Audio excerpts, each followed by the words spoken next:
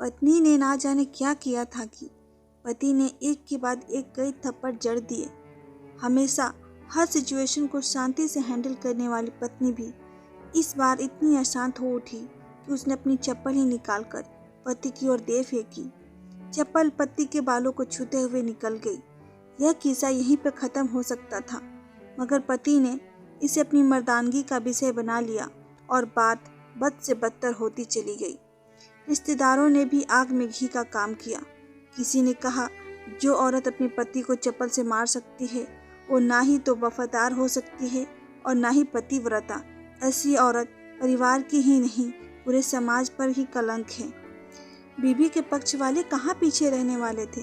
किसी ने कहा, 21वीं सदी में भी जो स्त्री के साथ मारपीट करते हैं उन्हें तो जेल भेज देना चाहिए। तो कोई कहता, जरूर उसको और कोई पसंद आ गई होगी, इसलिए अब पत्नी के साथ मारपीट करने लगा है। बात कोर्ट तक पहुंच गई। दोनों पक्षों ने एक दूसरे के खिलाफ केस फाइल कर दिया। पति ने चरित्रहीन होने का तो पत्नी ने दहेज और शारीरिक उत्पीड़न का आरोप लगाया। 2 वर्षों से अधिक समय के लिए केस चला था। इन 2 वर्षों के दौरान दोनों पति और पत्नी अलग अलग रह रहे थे। इन 2 वर्षों के दौरान दोनों पक्षों के समर्थकों की संख्या कम हो गई थी। पहले जहां दोनों पक्षों के समर्थकों का समूह होता था, अब गिने चुने लोग बचे हुए थे। पति और पत्नी दोनों की आर्थिक स्थिति भी इस समय के दौरान नीचे गिर चुकी थी, जिन्हें वो अपना शुभ चिंतक समझ रहे थे। पैसों की बात आते ही उन्होंने भी अपना पलड़ा झाड़ लिया था। अगर कोई देने को राजी भी हुआ तो मोटे ब्याज की शर्त पर। आखिरकार वही हुआ जो सब चाहते थे, डाइवोर्स। हर कोई खुश था, दोनों पक्षों के रिश्तेदार, उनके माता पिता और दोनों के वकील। लेकिन 5 साल की सुखद शादी और एक सुंदर बेटी होने के बाद मिले इस डाइवोर्स से पत्नी चुप थी और पति शांत। शायद ये इत्तेफाक ही था कि एक खुशी को मनाने के लिए दोनों पक्ष के लोग एक ही चाय की टपरी पर बैठे, आमने सामने। इत्तेफाक इसलिए क्योंकि ज़्यादातर लोग जो एक दूसरे के विरोध पक्ष को सपोर्ट कर रहे थे वे एक दूसरे को अच्छे से जानते भी नहीं थे। पति और पत्नी भी इन सभी से दूर एक दूसरे के सामने मेज पर बैठे। पत्नी ने पति से कहा, अब तो खुश हो गए ना, तुम्हारे मन की जो हुई है मुबारक हो। फिर पति ने कहा, तुम भी तो जीत गई हो, मुझसे तलाक तो तुम्हें भी मिल गया है, कॉन्ग्रेचुलेशन टू यू टू। तलाक को तुम जीत का प्रतीक समझती हो? पत्नी ने पूछा और पति चुप रहा। थोड़ी देर की शांति के बाद पति ने कहा, मुझे तुम्हें 5 लाख रुपये और हर महीने 8,000 रुपये देने का आदेश है। अभी मेरे पास पैसे नहीं हैं, इसलिए मेरा जो सिटी में फ्लैट है उसे मैं तुम्हारे नाम कर देता हूँ। पत्नी बोली, लेकिन उस फ्लैट की कीमत तो 18 लाख की है। तो वो आदमी बोला, हाँ, लेकिन हमारी बेटी तुम्हारे साथ है और आगे जाके उसके खर्चे भी बढ़ेंगे, तुम्हें थोड़ी आसानी होगी। नहीं नहीं, मुझे सिर्फ 5 लाख ही देना और तुम हर महीने 8,000 तो देने वाले ही हो, मैं मैनेज कर लूँगी। अगर 5 लाख नहीं है तब भी कोई बात नहीं, पत्नी बोली। दोनों फिर शांत रहे। पति सोचने लगा, कितनी भोली है और समझदार भी ये औरत, जो कुछ समय पहले तक मेरी पत्नी थी और अब अनजान हो गई। ये वही है जो कम से कम खर्चे में घर चलाती है और पैसे बचाकर मेरे जन्मदिन और बर्थडे पर हमेशा मेरे लिए नए कपड़े खरीद लाती है। कभी बीमार भी हो जाती है तो पैसे बचाने के लिए मुझे मालूम ना होने देती और घरेलू नुस्खों से अपना इलाज कर लेती।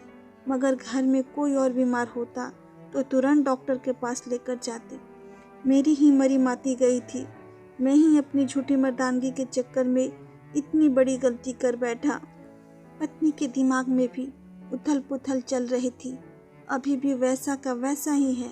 पहले भी खुद से ज़्यादा हमारे बारे में सोचता था और अब भी वही कर रहा है। ये वही आदमी है जो मुझे एक्सीडेंट से बचाने के लिए खुद मोटरसाइकिल के आगे कूद पड़ा था और अपनी उंगली तुड़वा बैठा था। पता नहीं कौन सी मनहूस घड़ी में मैं झगड़ा कर बैठी। पति ने मौन तोड़ते हुए पूछा, अब तुम्हारे कमर का दर्द कैसा है? ज़्यादा तकलीफ तो नहीं होती? पत्नी हल्का सा मुस्कुराई और बोली, अभी भी होता है, अब तो पेट में भी क्रैम्प्स उठते हैं। फिर वो आदमी बोला, वो तो होगा ही, तुम योगा या कसरत भी तो नहीं करती हो, अब किसी डॉक्टर को जरूर दिखा लेना। फिर पत्नी पूछी, तुम बताओ, तुम्हारा अस्थमा कैसा है अब? क्या अब भी दौरे पड़ते हैं? पति बोला, हाँ पड़ते हैं, पहले से ज़्यादा, क्योंकि अक्सर इन्हेलर भूल जाता हूँ, याद दिलाने के लिए तुम जो नहीं हो अब। पत्नी की आंखों में आंसू आ गए। वो बोली, तुम्हें मेरे चरित्र पर सवाल नहीं उठाने चाहिए थे, तो यह परिस्थिति आती ही नहीं। फिर वो आदमी बोला, हाँ मैं जानता हूँ, तुम बहुत अच्छी हो, मुझसे गलती हो गई, बहुत बड़ी गलती। मैं लोगों के बहकाव में आ गया था। तुमने भी तो मुझ पर दहेज का इल्ज़ाम लगाई थी, गलत थी, और इस बात का मुझे भी पछतावा हुआ, पत्नी ने कहा। पति कुछ कहना चाह रहा था, लेकिन हिचकिचा रहा था। पत्नी ने पूछा, कुछ कहना चाहते हो? वह बोला, क्या सब पहले के जैसा नहीं हो सकता है? क्या मतलब? पत्नी बोली, मतलब कि हम फिर से पहले की तरह पति पत्नी बनकर, सच्ची दोस्त बनकर नहीं रह सकते? पति बोला, पर ये डाइवोर्स के पेपर दिखाते हुए पत्नी ने कहा, फाड़ देते हैं। पति ने अपने पास रखे डाइवोर्स के पेपर फाड़ते हुए कहा। पत्नी ने भी अपने पास रखे पेपर फाड़ दिए। सभी हैरान थे, वकील, रिश्तेदार और माँ बाप। पति और पत्नी दोनों एक दूसरे का हाथ में हाथ पकड़े और अपने घर की तरफ चले गए। दोस्तों, ये कहानी उन हर पति पत्नी के लिए बड़ी सीख है जो छोटी छोटी बातों पर लड़ते हैं और इन झगड़ों को बड़ा बना के अलग होने का डिसीजन लेते हैं। प्यार और झगड़ा तो एक सिक्के के दो पहलू की तरह है, दोनों को स्वीकार करना होगा, तभी यह पवित्र रिश्ता उसकी मंजिल तक पहुंच पाएगा।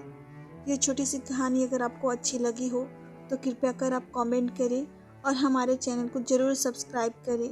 धन्यवाद।